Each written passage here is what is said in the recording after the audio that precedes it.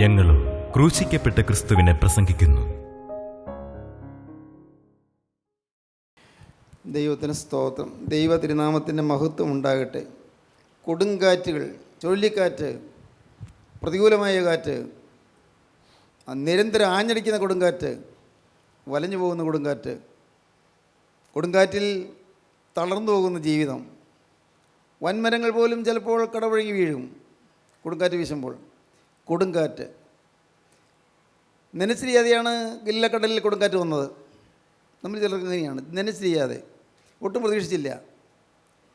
വളരെ സ്നേഹമായി ഭാര്യയും ഭർത്താവ് ഒരുമിച്ച് സംസാരിച്ചുകൊണ്ടിരിക്കുകയായിരുന്നു, വളരെ സ്നേഹമായിട്ട്.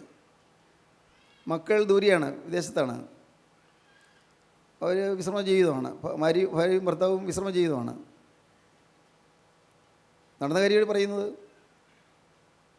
അവർ വളരെ സന്തോഷം, ഒന്നിനും കുറവില്ല, ജീവിക്കാൻ നല്ല മാർഗമുണ്ട്, നല്ല സൗകര്യമുണ്ട്. അവർക്ക് വചനം കേൾക്കാൻ താല്പര്യമുണ്ട്, വചനം കേൾക്കാൻ പോവുകയും ചെയ്യും. എന്നാൽ സംസാരിച്ചുകൊണ്ടിരുന്നപ്പോൾ പെട്ടെന്ന് ഭാര്യ മിണ്ടുന്നില്ല. നോക്കിയപ്പോൾ അവിടെ ചാഞ്ഞ് പോവുക, വീഴാൻ തുടങ്ങുക. അദ്ദേഹം താങ്ങി പിടിച്ചു. മരിച്ചു കഴിഞ്ഞിരുന്നു. ഒരു 1-2 മിനിറ്റ് കൊണ്ട് എല്ലാം തീർന്നു, മരിച്ചു കഴിഞ്ഞിരുന്നു. ഹോസ്പിറ്റലിലേക്കോ അല്ല ഡോക്ടറെ അടുക്കലേക്കോ കൊണ്ടുപോകാൻ സമയം കിട്ടിയില്ല, തീർന്നു. വലിയ കൊടുങ്കാറ്റാണ്, വലിയ കൊടുങ്കാറ്റ്. ദൈവത്തിന് സ്തോത്രം. ആറ്റുനോറ്റ് കിട്ടിയ ഒരു മോൻ വലിയ പ്രതീക്ഷയോടെ വളർത്തിക്കൊണ്ട് വരികയായിരുന്നു. എന്ത് പറ്റിയെന്ന് അറിഞ്ഞുകൂടാ. അവനിപ്പോൾ പഠിക്കാൻ തോന്നുന്നില്ല. പഠിക്കും മോനെ എന്ന് പറഞ്ഞാലും ദേഷ്യം വരും. മോനെ നീ പഠിക്ക്, ഇല്ല, അവൻ ദേഷ്യം വരും. അവൻ കയർക്കും, ആരോട്? അപ്പനോടും കയർക്കും, അമ്മയോടും കയർക്കും. മോനെ പഠിക്കും, മോനെ പഠിക്കില്ല. ആഹാരം കഴിക്കാൻ വിളിച്ചാൽ പോലും വരില്ല. അവൻ കമ്പ്യൂട്ടറിന് മുമ്പിലായിരിക്കുന്നത്. അപ്പനും അമ്മയും അങ്ങോട്ട് അടുക്കൽ ചെന്നാൽ കമ്പ്യൂട്ടറിലെ പെട്ടെന്ന് ആ സൈറ്റ് അത് മാറ്റിക്കളയും. അവൻ എന്തോ ചില വേണ്ടാത്ത പാഠങ്ങളൊക്കെ കണ്ടുകൊണ്ടിരിക്കുകയാണ്. ഞാൻ ചോദിച്ചു, വല്ല കഞ്ചാവറ്റ് ഉപയോഗിക്കുന്നുണ്ടായിരിക്കുമോ? ഇല്ല സാറേ, അങ്ങനെയൊന്നുമില്ല, അങ്ങനെ പോകുന്നവനല്ല. വല്ല മയക്കുമരുന്നോ? ഇല്ല, എൻ്റെ മോൻ മയക്കുമരുന്നൊന്നും ഉപയോഗിക്കില്ല. പിന്നെന്താ അങ്ങനെ വരാൻ കാരണം? സാർ, എനിക്കറിയാൻ പാടില്ല, കഷ്ടകാലം. ദൈവത്തിന് സ്തോത്രം. ഞാൻ പറഞ്ഞു, മോൻ അങ്ങനെയാകുമ്പോൾ നിങ്ങളൊരു കാര്യം ചെയ്യണം. എൻ്റെ മോനാണത്, എന്നിലില്ലാത്തതൊന്നല്ല അവന് സ്വഭാവം, എൻ്റെ സ്വഭാവം തന്നെയാണ്. നിങ്ങൾക്കതിപ്പോൾ മനസ്സിലാവില്ല, ഞാൻ പറഞ്ഞു കൊടുത്തു. നിങ്ങൾക്ക് മനസ്സിലാവില്ല, എൻ്റെ സ്വഭാവമാണ് എൻ്റെ മോനെന്ന് പറഞ്ഞാൽ മനസ്സിലാവുമോ? മനസ്സിലാവില്ല. പക്ഷേ നിങ്ങളുടെ അകത്തിരിക്കുന്ന പിശാച് തന്നെയാണ് നിങ്ങളുടെ മോൻ്റെ അകത്തും കൂടിയിരിക്കുന്നത്. നിങ്ങളുടെ അകത്തുള്ള അഹങ്കാരം, നിങ്ങളുടെ അകത്തുള്ളതായ തനിക്ക് താൻ പോരിമ, തന്നിഷ്ടം, നിങ്ങളുടെ അകത്തുള്ളതായ ഹുങ്ക്, നിങ്ങളുടെ അകത്തുള്ളതായ സ്വാർത്ഥത, നിങ്ങളുടെ അകത്തുള്ളതായ ദ്രവ്യാഗ്രഹം, ഇതൊക്കെയാണ് നിങ്ങളുടെ മോന് കിട്ടിയത്. അതുകൊണ്ട് മോനെയല്ല ആദ്യം ശരിയാക്കേണ്ടത്, നിങ്ങളെയാണ് ശരിയാക്കേണ്ടത്. നിങ്ങളാണ് ശരിയാക്കേണ്ടത്. മനസ്സിലായത്? മനസ്സിലായില്ല, അത് പറഞ്ഞ് പിടികിട്ടിയില്ല.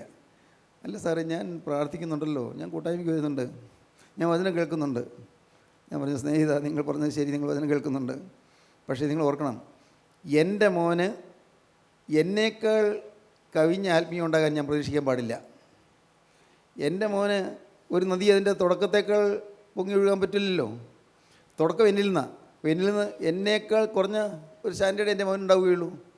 അതുകൊണ്ട് മോൻ്റെ സ്റ്റാൻഡേർഡ് ശരിയാകുന്നില്ലെങ്കിൽ നിങ്ങളുടെ സ്റ്റാൻഡേർഡ് ഉയർത്തണം. മനസ്സിലാകുമോ? ഇതൊക്കെ നിങ്ങൾക്ക് മനസ്സിലാകുന്നുണ്ടോ? നിങ്ങളുടെ സ്റ്റാൻഡേർഡ് ഉയർത്തണം, നിങ്ങളുടെ നിലവാരം ഉയർത്തണം. നിങ്ങൾക്ക് ആത്മാവിന് വിശ്വാസം വരണം. മോന് വിശ്വാസമില്ല, വിശ്വാസമില്ല നിങ്ങൾ പറയുന്നു, നിങ്ങൾക്കും വിശ്വാസം പോരാ. ദൈവത്തിൻ്റെ ആത്മാവിനെ വിശ്വസിക്കുന്നില്ല. സ്തോത്രം. കുറേ നേരം പറഞ്ഞു കഴിഞ്ഞപ്പോൾ അദ്ദേഹം മനസ്സിലായി. ഞാൻ പറഞ്ഞു, ഇനി നിങ്ങൾക്ക് ഇത് അനുദപിക്കാം, കരയാം. നിങ്ങളുടെ സ്വഭാവത്തിൻ്റെ തിന്മകൾ ഓർത്തോർത്ത് കരയാം. സ്തോത്രം. ഓർത്തോർത്ത് കരഞ്ഞ് നിങ്ങൾക്ക് കർത്താവുമായി നിരപ്പാകാം. അപ്പോൾ എല്ലാം ശരിയാകും. സ്തോത്രം. പ്രിയപ്പെട്ടവരെ, ഈ ചില ഉദാഹരണങ്ങൾ ഇങ്ങനെ അനുഭവത്തിൽ നിന്ന് പറയുന്നത് എന്തിനാണെന്നറിയാമോ? നിങ്ങൾ ഓരോരുത്തരും ചിന്തിക്കാനാണ്. മക്കൾ നേരെയല്ല എന്നോർത്ത് വിഷമിക്കുന്ന മാതാപിതാക്കളുണ്ട്. മക്കൾ നേരെയല്ല എന്നോർത്ത് ഭർത്താവിനെ ഓർത്ത് വിഷമിക്കുന്നവരുണ്ട്. ഭർത്താവിനെ ഓർത്ത് ഭർത്താവ് മദ്യപാനത്തിൽ പോകുന്നു, വേണ്ടാത്ത ജീവിതം നയിക്കുന്നു, ഒരു ചുമതലാബോധവുമില്ല, 10 പൈസ അദ്ദേഹം സ്വന്തമായിട്ട് സമ്പാദിക്കുകയില്ല, ഒരു പണിക്കും പോവുകയില്ല, കെട്ടുതാലി പോലും അദ്ദേഹം പറിച്ചുകൊണ്ട് പോയി പണയം വെച്ച് അദ്ദേഹം കുടിച്ചു. ഒരു സ്ത്രീ പറഞ്ഞു, വീട്ടിൽ വിൽക്കാൻ ഒന്നും ഇല്ലാണ്ടായപ്പോൾ വീടിൻ്റെ ഓടെടുത്ത് ഇളക്കി വിറ്റു എന്ന്. ഓട് വെഞ്ഞ വീട് ഓടിളക്കി വിറ്റു. അത് കഴിഞ്ഞപ്പോൾ ആ പട്ടികയും കഴുക്കോലും ആ ഭാഗം വെച്ച് മുറിച്ച് വിറ്റു. കേട്ടാൽ നിങ്ങൾക്ക് അത്ഭുതം തോന്നും. നടന്ന കാര്യമാണ്. ഇവിടെ അധികം ദൂരമൊന്നുമല്ല. ഇങ്ങനെയുള്ള അനേകം കുടുംബങ്ങളുണ്ട്, വീടുകളുണ്ട്, തകർന്നു പോയ തരിപ്പണമായ കുടുംബങ്ങൾ.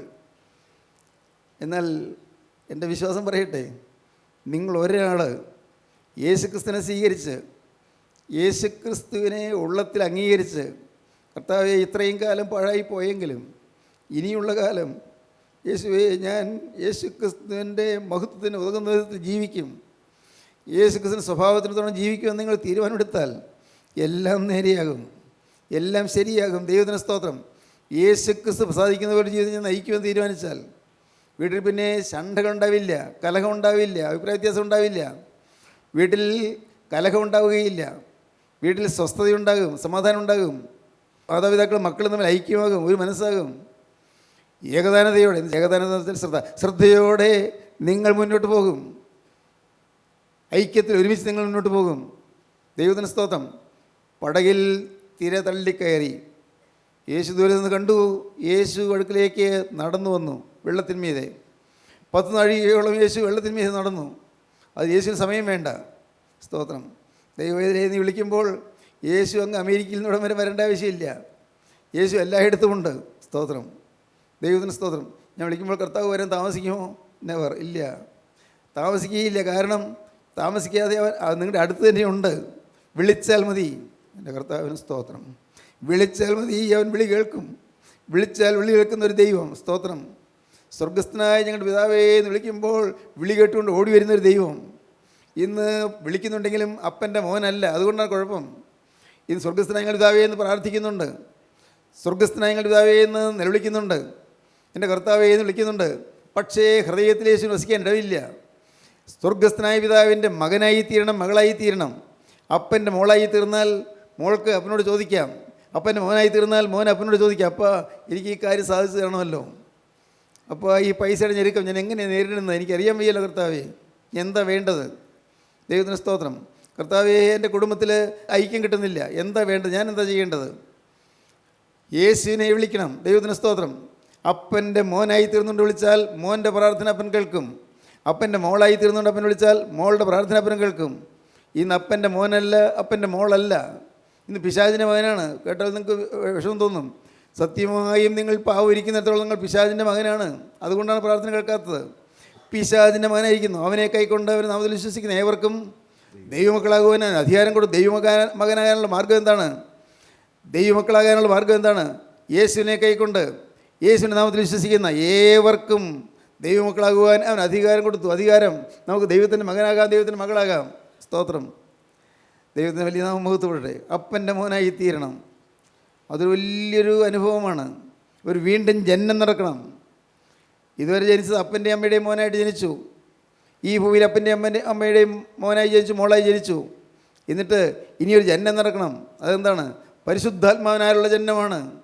പരിശുദ്ധാത്മാവിൻ്റെ ജന്മം, അതിന് വീണ്ടും ജന്മം എന്ന് പറയുന്നു. പുതുജന്മം. ദൈവത്തിന് സ്തോത്രം. പുതുജന്മം, റീജനറേഷൻ, ബോൺ അഗെയിൻ എക്സ്പീരിയൻസ് എന്നൊക്കെ പറയും. പുതുജന്മം നമ്മൾ അനുഭവിക്കണം. സഹോദരങ്ങളെ, ഞാൻ ചോദിച്ചു കൊള്ളട്ടെ, വിനയത്തോട് ചോദിക്കട്ടെ, നിങ്ങൾക്ക് ഈ പുതിയ ജന്മം കിട്ടിയോ?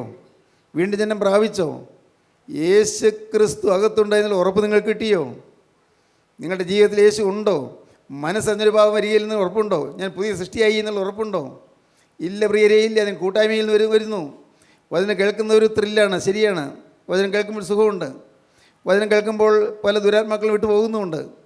പക്ഷേ എന്ത് പറ്റുന്നറിയാമോ? ഈ പഴയ തുരുത്തി കൊണ്ടുവന്ന വചനം കേൾക്കുന്നത് പഴയ തുരുത്തിയിൽ പുതിയ വീഞ്ഞ് പകരുകയാണ്. പുതിയ വീഞ്ഞ് അത് പഴയ തുരുത്തിയിൽ പകരുമ്പോൾ ആ തുരുത്തി പൊളിഞ്ഞു പോകും, വീഞ്ഞ് ഒഴുകി പോകും. അതാണ് ഇവിടെ നിന്ന് പോയി കഴിയുമ്പോഴേക്കും കൃപ നഷ്ടപ്പെടുന്നത്. പലർക്കും ഇതൊന്നും മനസ്സിലാകുന്നില്ല. ഇത്രയൊക്കെ പറഞ്ഞാലും ആർക്കും പിടികിട്ടുന്നില്ല. പലരും ഇപ്പോഴെന്തോക്കെ ചിന്തിച്ചുകൊണ്ടിരിക്കുകയാണെന്ന് എനിക്ക് തോന്നുന്നു. കാരണം ആത്മാവ് അങ്ങോട്ട് ശക്തമായി വാദിക്കുമ്പോഴും ഇങ്ങോട്ട് തിരിച്ചു വരുന്നു വാക്കുകൾ. പരിശുദ്ധാത്മാവിന് നേരെ ഇങ്ങോട്ട് വരുന്നു. നിങ്ങൾ എന്തെല്ലാമോ ചിന്തിച്ചുകൊണ്ടിരിക്കുകയാണ്. എല്ലാവരും അല്ല, ചിലർ എന്തെല്ലാമോ ചിന്തിച്ചുകൊണ്ടിരിക്കുന്നു.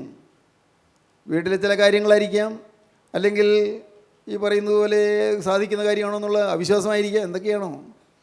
നേരെ മറിച്ച് ഇത് തിരിച്ചു വരാതെ നിങ്ങൾ ഊറ്റിയെടുക്കണം, നിങ്ങൾ ഊറ്റിക്കുടിക്കണം. എൻ്റെ ദൈവത്തിന് സ്തോത്രം. തിരുവചനം ജീവൻ്റെ പാനീയം, സ്വർഗീയമായ അനുഗ്രഹത്തിൻ്റെ പാനീയം, അനുഗ്രഹത്തിൻ്റെ തേൻതുള്ളി നിങ്ങൾ ഇറ്റിറ്റ് കോരിക്കോരി കുടിക്കണം. കിട്ടുന്നത് കളയരുത്. ദൈവത്തിന് സ്തോത്രം. ദൈവത്തിന് വലിയ നാമം മഹത്വപ്പെടട്ടെ. എന്നും കിട്ടുകയില്ല ഇതുപോലെ ഈ തേൻതുള്ളി, എന്നും കിട്ടുകയില്ല. ദൈവത്തിന് സ്തോത്രം. എപ്പോഴും കിട്ടുകയില്ല. അത് ദൈവത്തിന് എന്തോ ഇന്ന് നമ്മോട് കരുണ തോന്നി തരുന്നതാണ്. ഇന്ന് പാവപ്പെട്ട എന്നോട് നിങ്ങളോട് കരുണ തോന്നി കർത്താവ് തരികയാണ്. യേശു ഇറങ്ങി വന്ന് സംസാരിക്കുകയാണ്. യേശു നിങ്ങളുടെ വേദന കണ്ട് സംസാരിക്കുകയാണ്. യേശു കടലിൻ്റെ അരിയിലേക്ക് നടന്നു വന്നു. ഭൂതമാണെന്ന് പേടിച്ചു. അവർ പേടിച്ച് നിലവിളിച്ചു. അടുത്ത വാക്യം. അവൻ കടലിന്മേൽ നടക്കുന്നത് കണ്ടിട്ട് ശിഷ്യന്മാർ ഭ്രമിച്ചു. അത് ഒരു ഭൂതം എന്ന് പറഞ്ഞ് പേടിച്ച് നിലവിളിച്ചു. ഉടനെ യേശു അവരോട് ധൈര്യപ്പെടുവീൻ, ഞാനാകുന്നു, പേടിക്കേണ്ട എന്ന് പറഞ്ഞു. യേശു പറഞ്ഞു, അവർ പേടിച്ച് പറഞ്ഞു, ഞാനാണ്, പേടിക്കണ്ട. യേശു അവരെ ധൈര്യപ്പെടുത്തി, ഞാനാകുന്നു. അവർ ഞെട്ടലോടെ ശ്രദ്ധിച്ചു. ഇത് നമ്മുടെ കർത്താവിൻ്റെ ശബ്ദമല്ലേ, ഇത് യേശുവിൻ്റെ ശബ്ദമല്ലേ, ഇത് ഞാനാകുന്നു, പേടിക്കേണ്ട. സ്തോത്രം. പ്രിയപ്പെട്ടവരെ, നിങ്ങൾക്ക് ധൈര്യമായി വരാം. ഇവിടെ ധൈര്യമായി നിങ്ങളുടെ സ്വന്തം കൂട്ടായ്മയായി, സ്വന്തം ഭവനമായി, സ്വന്തം കുടുംബമായി കാണാം. ദൈവത്തിന് സ്തോത്രം. ആരും പരിഭ്രമിക്കേണ്ട. നിങ്ങളിൽ നിന്ന് എന്തെങ്കിലും പ്രതീക്ഷിക്കുന്നില്ല, പൈസ പ്രതീക്ഷിക്കുന്നില്ല, നിങ്ങൾ സംഭാവന പ്രതീക്ഷിക്കുന്നില്ല, ആഗ്രഹിക്കുന്നുമില്ല. സ്തോത്രം. എൻ്റെ ദൈവത്തിന് സ്തുതി. നിങ്ങൾ സഭ മാറണ്ട, സമുദായം മാറണ്ട. നിങ്ങൾ പോകുന്ന പള്ളിയിൽ പോയിക്കൊള്ളൂ, പോകുന്ന സഭയിൽ, നിങ്ങൾ ചേർന്ന് നിൽക്കുന്ന സഭയിൽ ചേർന്ന് നിന്ന് അവിടെ ആ ചട്ടംകെട്ടുകളെ അനുസരിച്ച് നിന്നുകൊള്ളൂ. പക്ഷേ നിങ്ങളുടെ ഹൃദയം മാറും. ഇത് ഞാനാകുന്നു, പേടിക്കേണ്ട, പേടിക്കേണ്ട. ധൈര്യമായിട്ട് വരാം, ധൈര്യമായിട്ട് നിങ്ങൾക്ക് വരാം. നിങ്ങളെ കുഴിയിൽ ചാടിക്കുകയില്ല, നിങ്ങളാരെയും കെണിയിൽപ്പെടുത്തുകയില്ല. ആരും പേടിക്കേണ്ട. സ്തോത്രം. സഹോദരങ്ങളെ, ദൈവത്തിൻ്റെ വലിയ നാമം മഹത്വപ്പെടട്ടെ. ദൈവത്തിന് സ്തോത്രം. ചിലരെ കുഴിയിൽ ചാടിക്കാൻ സുവിശേഷത്തിൻ്റെ പേര് പറഞ്ഞ് ചിലരുടെ വീടുകൾ തോറും വരും. സുവിശേഷത്തിൻ്റെ പേരിലാണ് വീട് തോറും വരും. കുടുംബ സന്ദർശനം നടത്തുന്ന വേറെ ചിലരുണ്ട്. അവർ പറയുന്നു, നിങ്ങളിപ്പോൾ പോകുന്ന കൂട്ടായിൽ പോകണ്ട, ഞങ്ങളുടെ കൂടെ ഒന്നുകൂടി സ്ഥാനപ്പെട്ടാൽ മതി, അപ്പോഴേക്കും എല്ലാം ശരിയാകുമെന്ന് പറയുന്ന ആളുകളുണ്ട്. ഒന്നുകൂടി സ്ഥാനപ്പെട്ടാൽ മതി, എന്നാൽ നിങ്ങളുടെ രോഗം മാറും. ഒന്നുകൂടി സ്ഥാനപ്പെട്ടാൽ മതി, നിങ്ങൾ കടം മാറും എന്നൊക്കെ പറയുന്ന ആളുകളുണ്ട്. പ്രിയപ്പെട്ടവരെ, അങ്ങനെയുള്ള ആലോചനകൾ വഴിപ്പെട്ടു പോകരുത്. ദൈവത്തിന് സ്തോത്രം. അതാണ് പറഞ്ഞത്, നിങ്ങൾ എത്ര പ്രാവശ്യം ഇവിടെ വന്നാലും ഒരിക്കലും നിങ്ങളോട് സംഭാവന ചോദിക്കുകയില്ല. അത് ഞങ്ങളുടെ ഉദ്ദേശമല്ല. ദൈവത്തിന് സ്തോത്രം. ദൈവത്തിന് ഈ നാമം മഹത്വപ്പെടട്ടെ. സഹോദരങ്ങളെ, ഞാൻ എന്തിനാ എല്ലാ പ്രാവശ്യവും പറയുന്നത്, അനേകരെ പുതുതായി വരുന്നവർക്ക് തെറ്റിദ്ധരിക്കുന്നുണ്ട്. ചിലരൊക്കെ തെറ്റിദ്ധരിച്ചിരിക്കുകയാണ്. ഇത് പൈസ ഉണ്ടാക്കുന്ന പരിപാടിയാണെന്ന് ചിലർ ധരിക്കുന്നത് ഉണ്ടായിരിക്കും. അങ്ങനെയുള്ളൊരു കാണുമായിരിക്കാം. പക്ഷേ ക്രിസ്ത്യൻ റോയൽ ഫെലോഷിപ്പ് പൈസ ഉണ്ടാക്കുന്ന പരിപാടിയല്ല. ഇവിടെ വേറെ ഒരു ഉദ്ദേശവുമില്ല. സ്തോത്രം. ഞാൻ പറഞ്ഞല്ലോ, എനിക്ക് സമാധാനം തന്ന യേശുവിനെ ഞാൻ എങ്ങനെ പ്രഖ്യാപിക്കാതിരിക്കും? എനിക്ക് ജീവിതത്തിൽ നാഥനായി വന്ന യേശുവിനെ ഞാൻ എങ്ങനെ വാഴ്ത്താതിരിക്കും? എൻ്റെ യേശുവിനെക്കുറിച്ച് ഞാൻ എങ്ങനെ പറയാതിരിക്കും? എന്നെ അനുഗ്രഹിച്ച യേശു, ദൈവത്തിന് സ്തോത്രം. സമാധാനം തന്ന യേശു, കുടുംബസമാധാനം തന്ന യേശു ഞാൻ എങ്ങനെ വർണ്ണിക്കാതിരിക്കും? സ്തോത്രം. അതുകൊണ്ട് മാത്രമാണ് ഞാൻ ദൈവത്തിന് വില ചെയ്യുന്നത്. അല്ലെങ്കിൽ സഭകളെല്ലാം വെറുക്കുന്നു, സമുദായങ്ങളെല്ലാം വെറുക്കുന്നു, മെത്രാച്ചന്മാർ വെറുക്കുന്നു, അച്ഛന്മാർ വെറുക്കുന്നു. പള്ളിയിലെ മധുവായിൽ നിന്നുള്ള പ്രസംഗമെല്ലാം പലതും യോഹന്നാൻ സാറിനെ കുറിച്ചുള്ള അപവാദശരങ്ങളാണ്. എല്ലാം കേൾക്കുന്നുണ്ട്. ഒരു മറുപടിയുമില്ല, ഒരു മറുപടിയുമില്ല. ദൈവത്തിന് സ്തോത്രം. ആരോടും മറുപടി എന്ന് പറയാനില്ല. പറയാനുള്ളതെല്ലാം എൻ്റെ യേശു പറഞ്ഞുകൊള്ളും. ദൈവത്തിന് സ്തോത്രം. പ്രതികാരം എനിക്കുള്ളത് ഞാൻ പകരം ചെയ്യുമെന്നാണ് കർത്താവ് പറഞ്ഞത്. ഞാനൊന്നും പറയുന്നില്ല. ആരെക്കുറിച്ച് എനിക്ക് പരിഭവമില്ല, ആരോടും പരാതിയുമില്ല. ദൈവത്തിന് സ്തോത്രം. അവരുടെ കണ്ണു തുറക്കട്ടെ എന്നേ എനിക്ക് പറയാനുള്ളൂ. പ്രിയപ്പെട്ടവരെ, നിങ്ങൾ കേൾക്കൂ. ദൈവത്തിന് സ്തോത്രം. വ്യക്തമായി പറയാം. യേശു വന്ന് അടുക്കലേക്ക് വന്നപ്പോഴേക്കും ആദ്യം ഒരു പേടിച്ചെങ്കിലും യേശുവിൻ്റെ ശബ്ദം കേട്ടപ്പോൾ അവർക്ക് മനസ്സിലായി, ഇന്ന് പേടിക്കേണ്ട, ധൈര്യപ്പെടുകയും ഞാനാകുന്നു, പേടിക്കേണ്ട എന്ന് പറഞ്ഞു. അപ്പോൾ പത്രോസ് പറയുകയാണ്, അതിന് പത്രോസ്, കർത്താവേ, നീ ആവുന്നുവെങ്കിൽ ഞാൻ വെള്ളത്തിന്മേൽ നിന്റെ അടുക്കെ വരേണ്ടതിന് കൽപ്പിക്കണമെന്ന് പറഞ്ഞു. കർത്താവ് വെള്ളത്തിന്മേൽ നടക്കുന്നുണ്ടപ്പോൾ പത്രോസിൻ്റെ ആഗ്രഹം, ഇത് കൊള്ളാമല്ലോ, വെള്ളത്തിന്മേൽ നടക്കുന്നത്, ഞാനും നടന്നാലെന്താ? ഒരാഗ്രഹം. യേശു നടന്നതുപോലെ നടക്കാനൊരാഗ്രഹം. എൻ്റെ ദൈവത്തിന് സ്തോത്രം. യേശു നടന്നതുപോലെ നടക്കാനൊരാഗ്രഹം. ഉണ്ടോ? നിങ്ങൾക്കുണ്ടോ അങ്ങനെ? യേശു നടന്നതുപോലെ നടക്കാൻ, യേശുവിനെ പോലെ വിശുദ്ധനായി വിശുദ്ധിയിൽ വളർന്നു നടക്കാൻ, യേശുവിനെ പോലെ സ്നേഹം മാത്രമായി നടക്കാൻ ആഗ്രഹമുണ്ടോ? വിട്ടുവീഴ്ച ചെയ്യുന്നു, സ്നേഹിക്കുന്നു, ക്ഷമിക്കുന്നു, പൊറുക്കുന്നു. ദൈവത്തിന് സ്തോത്രം. മറക്കുന്നു എല്ലാം. ആരെങ്കിലും നിങ്ങൾ തിന്മ ചെയ്താൽ മറന്നു കളയുന്നു. ഇപ്പോൾ ഇത് കേട്ടുകൊണ്ടിരിക്കുന്ന സമയത്ത് ഞാൻ എളിമയോടെ നിങ്ങളോട് പറയട്ടെ, നിങ്ങൾക്ക് ദ്രോഹം ചെയ്ത ആരെങ്കിലും ഉണ്ടെങ്കിൽ, നിങ്ങളുടെ ഹൃദയത്തിൽ പരിക്ക് പറ്റിയ വിധത്തിൽ നിങ്ങളോട് സംസാരിച്ച ആരെങ്കിലും ഉണ്ടെങ്കിൽ, നിങ്ങൾക്ക് ഹൃദയത്തിൽ വ്രണമുണ്ടാകുന്ന രീതിയിൽ നിങ്ങളോട് പെരുമാറിയ ആരെങ്കിലും ഉണ്ടെങ്കിൽ, അങ്ങ് കണ്ണടച്ചങ്ങ് ക്ഷമിച്ചേക്കൂ. നല്ലതാണ്. അങ്ങ് ക്ഷമിക്കൂ പ്രിയപ്പെട്ടവരെ, ക്ഷമിച്ചുകള. കർത്താവിന് ആരെങ്കിലും നിങ്ങൾക്ക് ഉപദ്രവം ചെയ്തെങ്കിൽ, നിങ്ങളെ കളിയാക്കിയെങ്കിൽ, നിങ്ങളെ പരിഹസിച്ചെങ്കിൽ, നിങ്ങളെ കണ്ണുടച്ചങ്ങ് ക്ഷമിച്ചേക്ക്. ദൈവത്തിന് സ്തോത്രം. എല്ലാം അങ്ങ് ക്ഷമിച്ചു കൊടുക്കൂ. അനുഗ്രഹം നമുക്ക് വരും. സ്തോത്രം.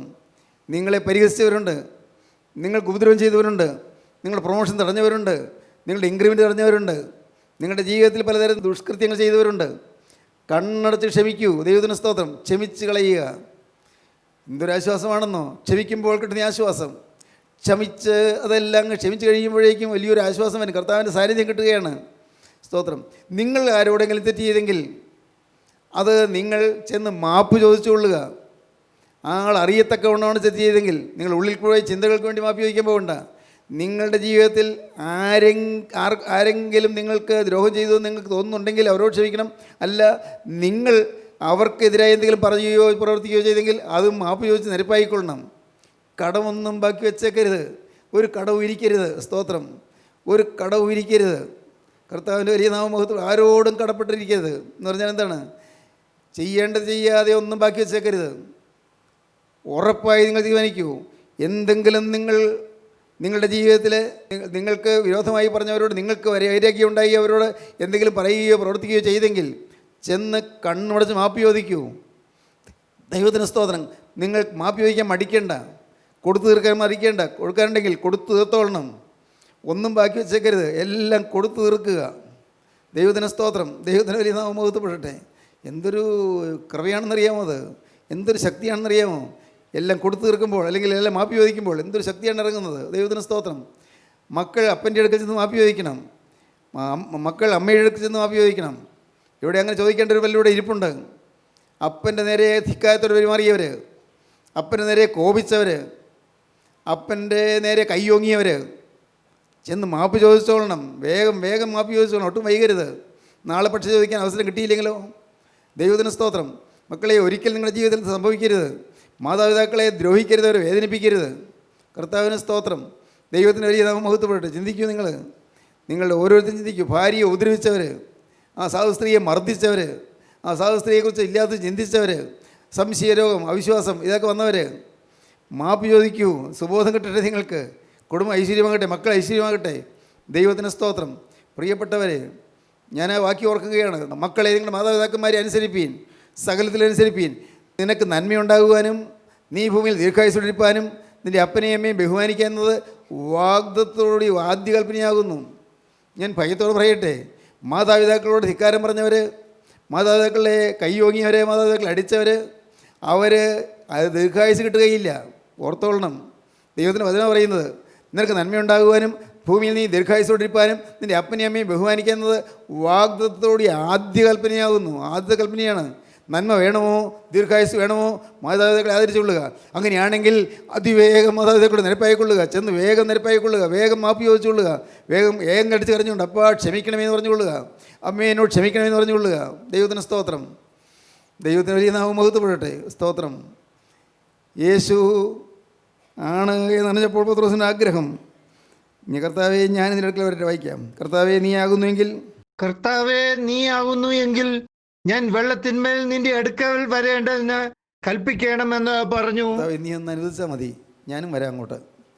കർത്താവേ എനിക്കൊരാശ നീ നടന്നുപോലെ നടക്കാൻ. പത്രോസ് തിടുക്കക്കാരനാ, ധൃതതിക്കാരനാ. എന്ത് ചാടി പറയും. നല്ല ലക്ഷണമാണത്. ചാടി പറയുന്നത് വെച്ചാൽ ഒരു വിധത്തിൽ പറഞ്ഞാൽ ഹൃദയത്തിൻ്റെ ആഗ്രഹം തുറന്നു പറയുകയാണ്. മറ്റാരും അത് പറഞ്ഞില്ല. പത്രോസ് പറഞ്ഞു, കർത്താവേ എനിക്ക് എങ്ങനെ ആശയുണ്ട്, നീ നടക്കുന്നവരിക്ക് നടക്കണമെന്നുണ്ടല്ലോ. സ്തോത്രം. എന്തായിരിക്കും അതിൻ്റെ അർത്ഥം? യേശു നടന്നതുപോലെ നടക്കേണ്ടതാകുന്നു.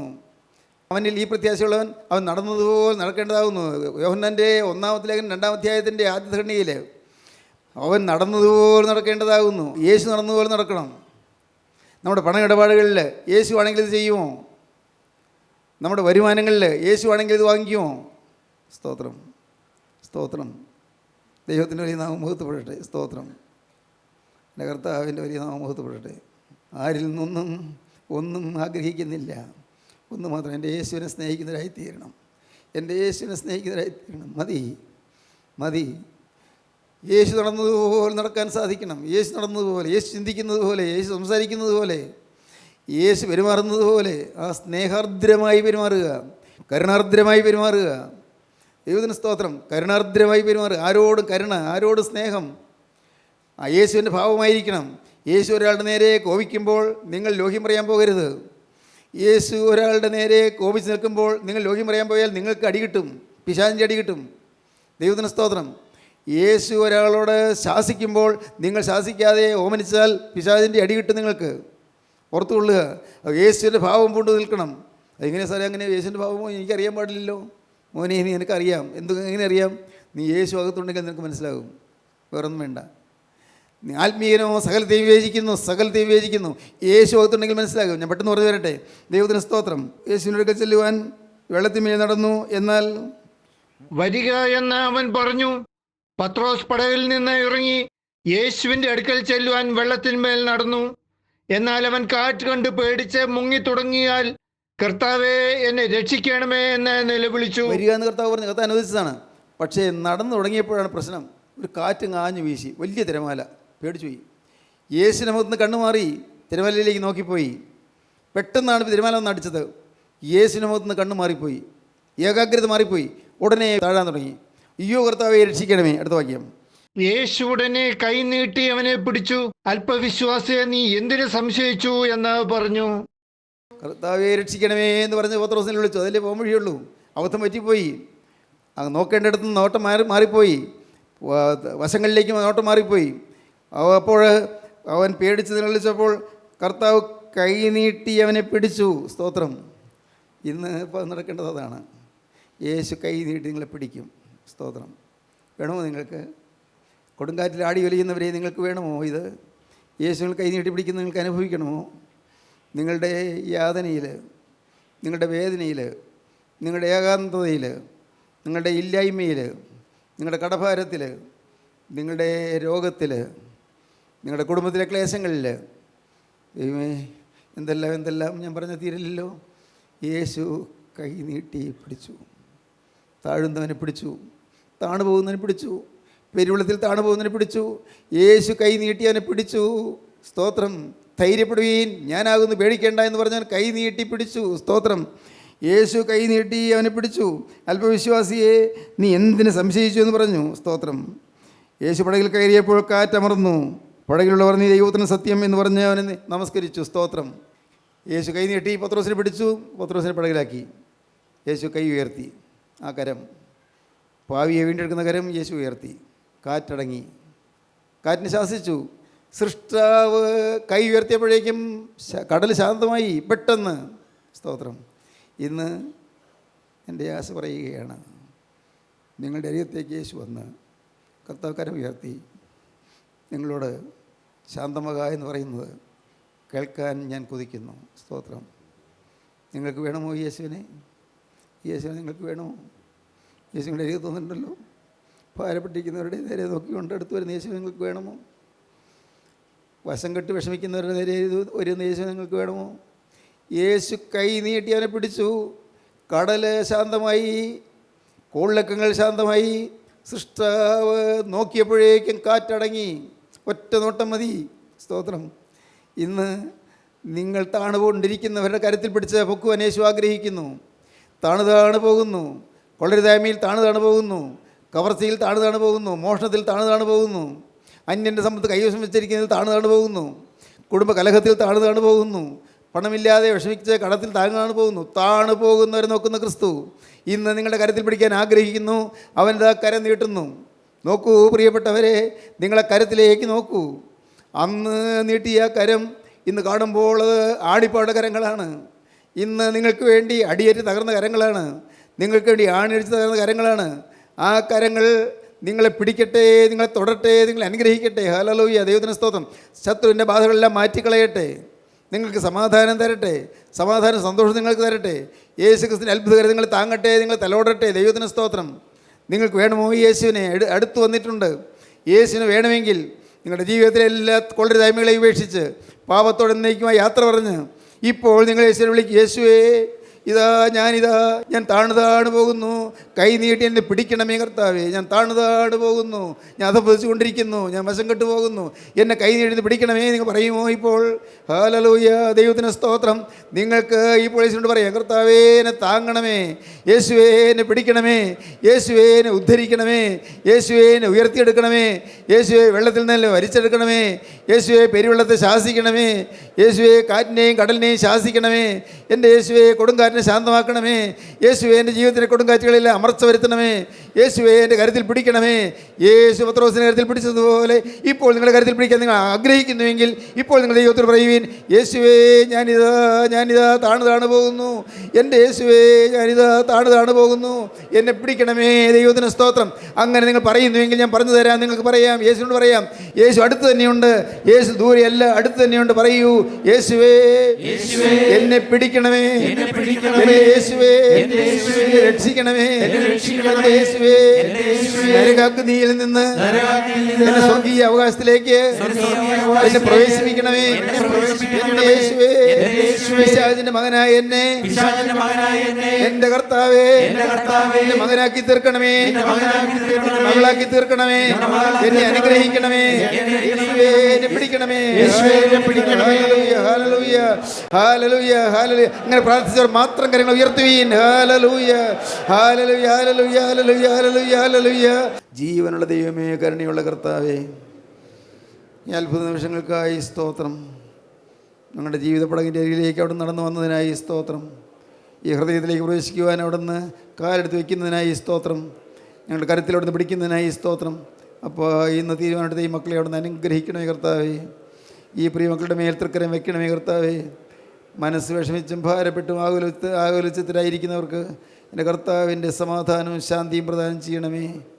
എൻ്റെ കർത്താവ് ഈ സമയത്ത് കടന്നുപോയാലും നിത്യ സ്വർഗീയ രാജ്യത്തിലെത്തും എന്നുള്ളതായി പ്രതീക്ഷയും പ്രത്യാശയും അവർക്ക് നൽകണമേ.